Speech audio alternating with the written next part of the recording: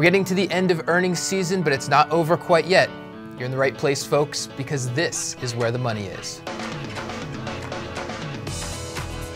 Welcome to the show. I'm Matt Copenhaver. This is David Hanson. It's Thursday. David, yesterday I turned on our show on Roku at home, and my wife's comment to me was, "You look terrible." What, the beard? Yeah, thank you for calling it that. I prefer to think of myself as looking devilishly handsome, but I am not shaving for all of November. It's the whole no shave November thing. It's a good cause. I'm using it as an excuse to tell people to donate to the Cure Alzheimer's Fund, curealz.org. That is not a full affiliate thing, that's just me. But I look terrible for a good reason. Hey, that's all right. And hopefully that's good enough. And fortunately for listeners on iTunes, they don't have to look at my scraggly whatever this is on my face. Let's get to the headlines. First headline of the day, this is from the Sacramento Bee, one of our favorite companies. Markel reports third quarter and 9 months results. Exciting headline.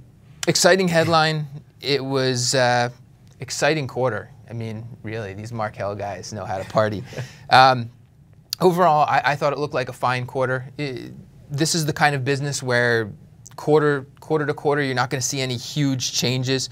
I thought the combined ratio of the insurance operations, that's the profitability of the insurance operations, looked good overall. At the specialty admitted, which has typically been higher, so less profitable or not even profitable, that improved year over year. I thought that was a good sign, but it's just one quarter.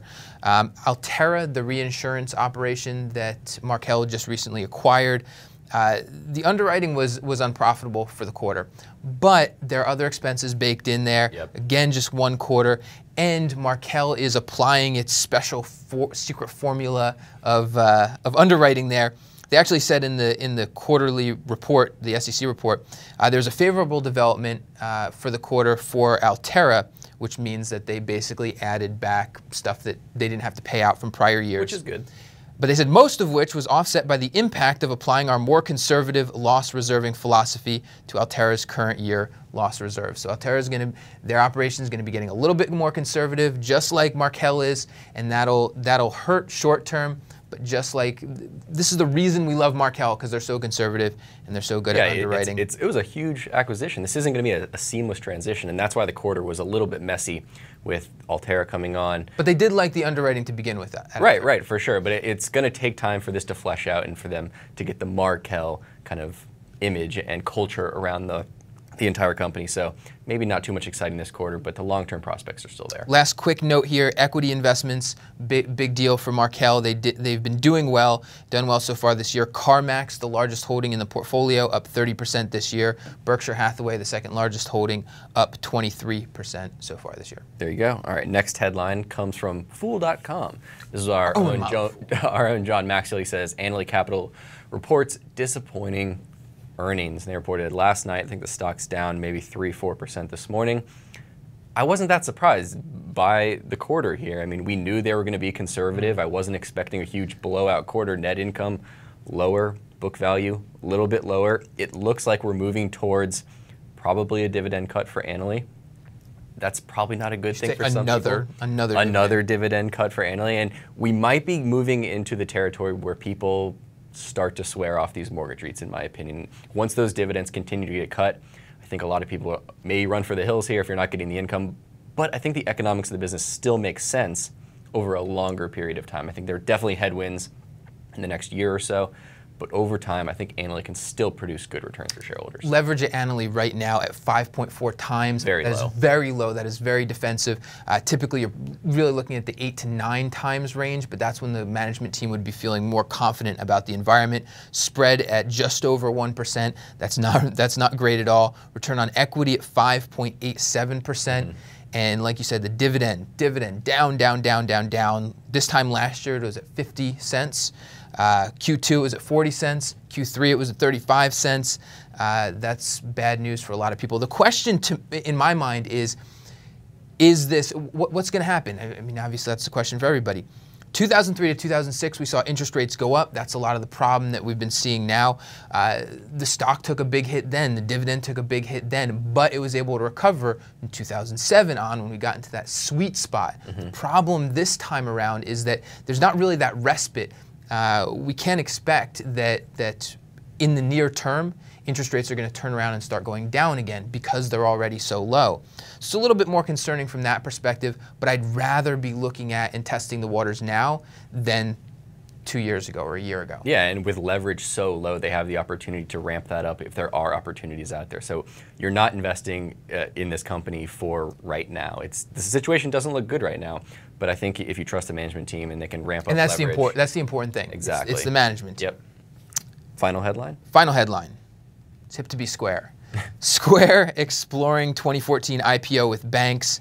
Square, of course, co-founded by Jack Dorsey, also behind Twitter. Twitter. It's having a good day. I think it was up 80% last time I checked when we were walking in here. So. Isn't that a pretty disappointing day when everything seems to be going up 100%? I guess it's an underperformer. Yeah, so apparently Dorsey and Square starting to talk to investment banks. According to the Wall Street Journal, talked to Goldman Sachs, talked to Morgan Stanley. Both banks are on the Twitter IPO. And wouldn't you know it, David Viniar, the former CFO of Goldman Sachs, on Square's board. So I wonder who's going to be the lead underwriter there. I think you're probably right on that. Just a quick note on Square's business. Obviously, this is a little thing that you probably see people plug it into their phones, I guess we should say that. To their iPads. What is it? Who cares what it is? Exactly. It's a hot tech company. It's founded by Jack Dorsey. What else do you need to know? You do need to know some other things. All right, I'm sorry. So it's in the credit card world, but they do not compete with Visa, MasterCard, and Discover. That is not who this is a threat to at all. They're also not an official credit card processor. They're what's known as an aggregator. So they kind of own this whole relationship for merchants. And they make their money off charging the merchants a fee, which they then pass on to all these parties. And they charge a little bit more than traditional processors. And they do that because it's so easy. It's so easy for you and I to get a Square, plug it in, you pay the flat fee, you pay the percentage there. So I think the business is good from a convenience perspective, but there are cheaper options out there for merchants. It's a cool business, but if you own MasterCard, if you own Visa, don't be scared that Square. I think it's potentially an enabler for Visa and MasterCard that it opens up the market to a lot more people to accept those, to a lot more merchants. Yes, it's a very niche space. They compete with companies that we don't hear about all the time. It's kind of these into the weeds technology companies, data processing aggregator companies. That's who this is a threat to, not the Visa and MasterCards of the world. Okay, a couple more headlines, rapid fire style. What do you got? Twitter. We just mentioned Goldman Sachs, Morgan Stanley, JP Morgan. They are the lead underwriters. Stock up 80%. They don't necessarily get to benefit from that ride there, but all the underwriters on this deal estimated to make about $60 million on the IPO. So not huge in the scheme of Goldman Sachs, but $60 million. I would take it. You mentioned that Square is talking to these same companies. I think it just cements that these investment banks are the global leaders in these big IPOs. Okay, the other big headline of the day, Wall Street Journal, U.S. third quarter GDP rose 2.8%. That's against 2.5% last quarter. That's against a 2% expectation for this quarter. So again, this is before the government shutdown, before the debt ceiling debate and all that wonkiness went down. Problematic here, consumer spending up just 1.5%. That's pretty sluggish.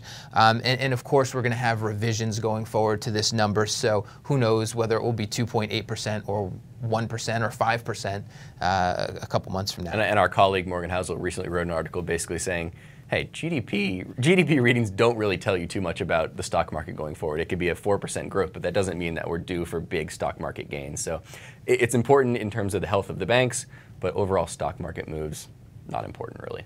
Okay, in focus for the day, banking multiples, bank stock multiples, where they were, where they are, where they're going. Tell me something, David. Tell me something. Tell me something. I guess we should take a quick 30-second kind of aside in terms of what are we talking about bank multiples? What does that mean? If we think about a stock price, the stock price is dependent on the book value of the bank times some multiple. So if the book value is 10, the multiple is 2, the stock price is $20, right? So this multiple is kind of what the market is willing to pay for that equity, that book value. And before the crisis, these multiples actually, let me add something in there. Let me add something in there real quick for the folks that are listening that aren't typically investing in banks because they're probably a lot more familiar with the price to earnings ratio. Right. Same kind of idea. In that case, you're applying a multiple to the earnings that the company is producing. In this case, we're applying a multiple to the book value of the bank. Exactly. Sorry. Continue. So before the crisis, we can say before 2008, these multiples were much higher. Just to throw some numbers out there at you, Bank of America, around 3.7 times, Regions Financial 3 times, US Bancorp 5 times, Citigroup 3.7 times. So for comparison, Bank of America now only about 1 times, Citigroup below 1 time. So these multiples have really contracted, and some of the thought is, well, maybe if we get back to those levels pre-crisis, that could be a lot of upside for these stocks. Do you think that's possible for Bank of America, Citigroup to be trading at over 3 times tangible book here? Over 3 times tangible book? Not in the near future. And so I think the components of that is you've got one, the banking business. So the banking business first has to recover. We've seen, with interest rates so low, the spreads that banks make, that's still the core of the business. The spreads that they make between what they pay for deposits and what they lend it back out on, those have been thinner than normal. So that affects the profitability. That affects what investors are willing to pay for the equity, because the equity is not as profitable. The leverage is another issue. So the more that the bank can leverage itself, the more assets it can hold per unit of equity, that increases the return on equity. That increases what investors are willing to pay for the overall business. And finally, you've got the sort of the non-banking, the non-interest sources of income. For US Bancorp, which actually has the highest multiple of any of those that you mentioned today, it's about 2.7 times. That's still down. I mean, it fetched a multiple as high as 6 times before the crisis. But still, 2.7 times, that's pretty attractive. But US Bancorp has some very attractive non-interest businesses that continue to bring in the money. Bank of America and Citigroup, on the other hand, their non-interest businesses, a lot of the money that they got was on sort of the Wall Street trading side, the investment banking side, and maybe that income doesn't come back and doesn't grow quite as quickly, and B, investors just aren't willing to value that quite as highly. So if investors are looking at these businesses as their component parts, you've got the banking type business, you've got the investment banking type business, and then also in most of these you've got an asset management type business. So you can have different multiples, different valuations of the different pieces of the business, and investors may be looking at that investment banking part now and saying, I'm not giving nearly as much weight to that. So the short answer is no, I don't see 3 times tangible book value multiples in the near future or in the far future, I mean, depending on how far out we're talking, for Bank of America or Citigroup. But when you're talking about Citigroup at almost a 10% discount to tangible book value right now, and Bank of America just at tangible book value, you don't need to get to 3 times for investors to see a really good return from here. And I think it's interesting too. It's nice if the multiple goes up. That can juice your returns there. But even if it goes down, you can still make good returns on a stock. And if we look at US Bancorp, from 2005 to 2013, they doubled their equity base there. On a per share basis, it also doubled. So tangible book per share doubled in those 8 years. And despite the multiple falling from 5 times to under 3 times, you still had a total return of 66% through that time period there. Because there wasn't the share dilution there was at Citigroup and Bank of America. That was the big problem at Bank of America. If you look at Bank of America from that same time period, their tangible book value per share is actually pretty flat. Today, it's almost the same as it was back in 2005.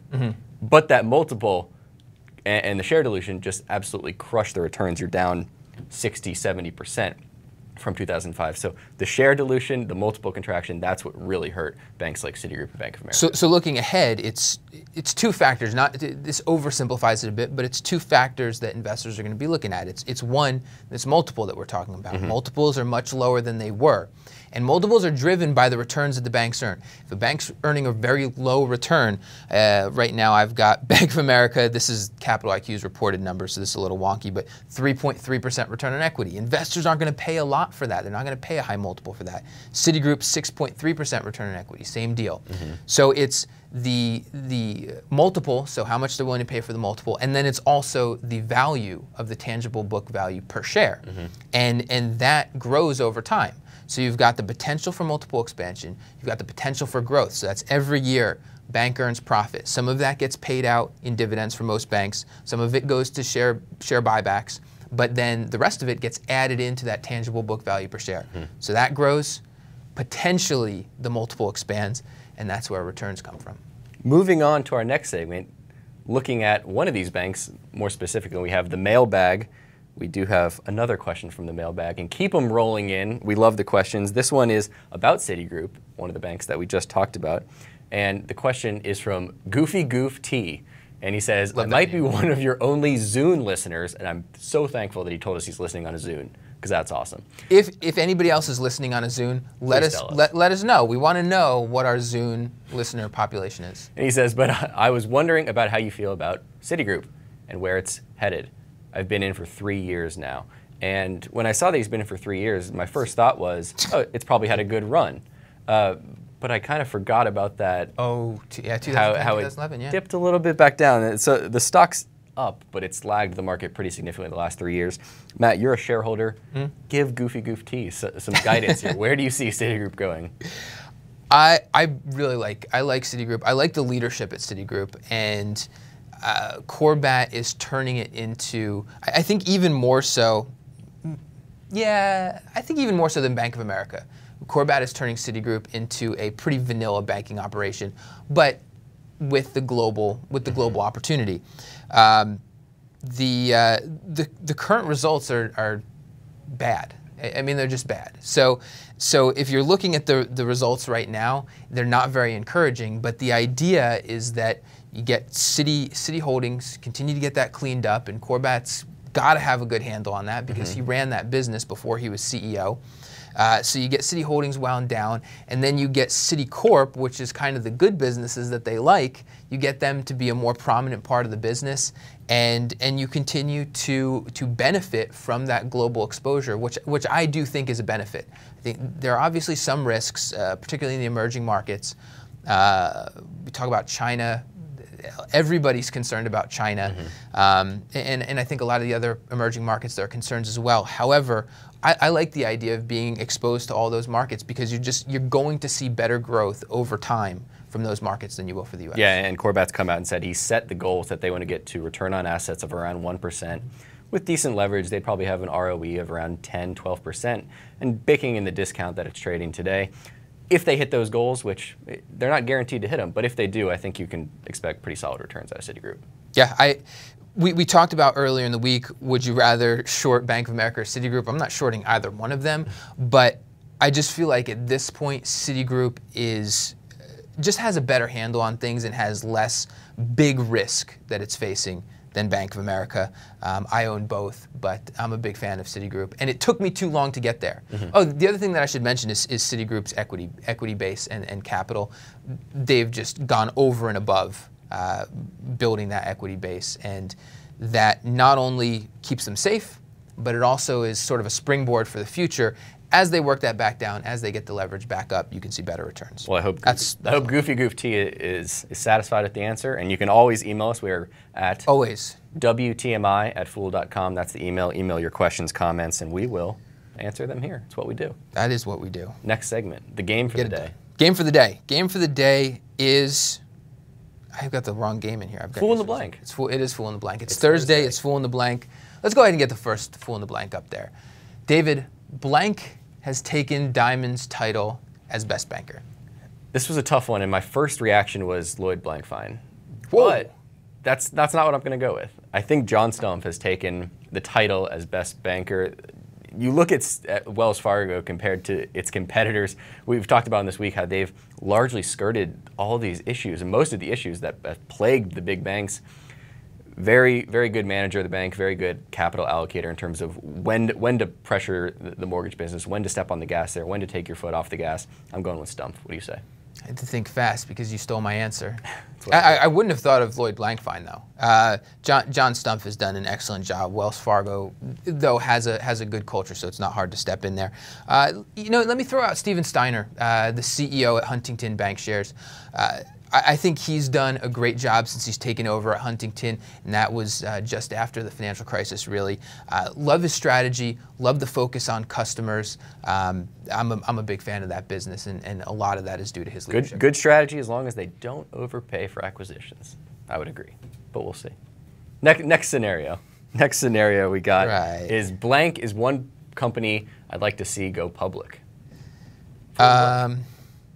Yeah, am I allowed to say Square since we already talked about? You can't say Square. Why can't I say Square? You got to think of another one off the top of your head. Off the top of my head. All right, you go. I'm going to go with the person who made this shirt. I'm going with Bonobos, the online clothing retailer. Yeah. Small niche market there. Very good customer service. You can buy clothes, you can send it back. Free shipping, free returns. They give you the box with the label in it. It's so easy. Great clothes. They fit well. Going with Bonobos. What about Zappos? No, they're owned by Amazon. Spin-off. Hire Goldman Sachs, spin-off. Hire Goldman Sachs, spin-off Zappos, take it public. There we go. Bonobos and Zappos pair up. Same culture. I don't think that's happening. Or maybe Rue La La. All right. I think single-handedly my wife is bankrolling Rue La La. Oh, yeah. It's a great business though, so I can't complain. It's a great model. All right. Finishing off, as we always do, Twitter sphere. David, first tweet. First tweet is from Wells Fargo. They say, understand the 4 stages of IPO planning from Wells Fargo Private Bank before your company goes public. So I guess Wells Fargo, and I talk about how it's possible that their investment bank could grow to be a little bit a bigger player. You have your doubts. You think Wells Fargo is just this eensy-beensy little player in the investment bank market. But I don't think it is. I know. Okay, I know it is now, but I'm talking 20 years here. I think Wells Fargo has the opportunity to build out the investment bank, but I think you have your doubts. Yeah. Do you really think that that's going to happen?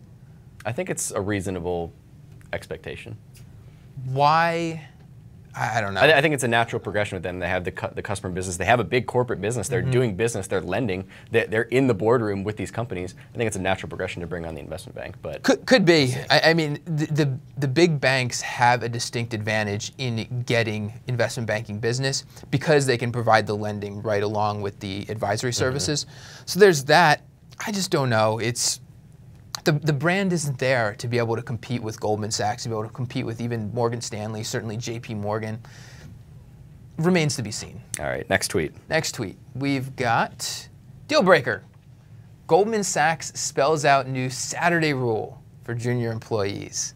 So Goldman Sachs wants to make it an easier lifestyle, somewhat easier lifestyle for its junior employees.